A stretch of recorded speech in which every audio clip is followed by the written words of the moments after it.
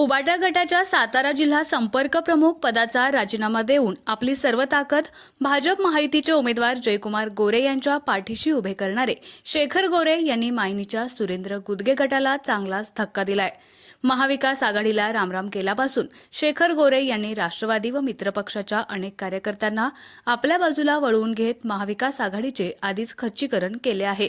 त्यातच भर म्हणून मायनी येथीलच मातंग आघाडीचे माजी सातारा जिल्हा उपाध्यक्ष पांडुरंग सकट यांनी आपल्या कार्यकर्त्यांसह शेखर गोरे यांच्या माध्यमातून जयकुमार गोरेंना पाठिंबा दिलाय।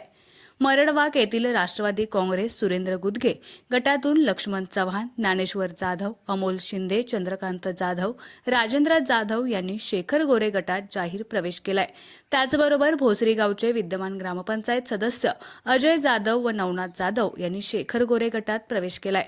गुरसाळे येथील करेवस्तीवरील राष्ट्रवादीचे शिवाजी जाधव, सागर जाधव, वैभव जाधव, विशाल जाधव, दीपक जाधव, महेश जाधव आणि सूरज जाधव या कार्यकर्त्यांनी शेखर गोरे गटात प्रवेश केलाय।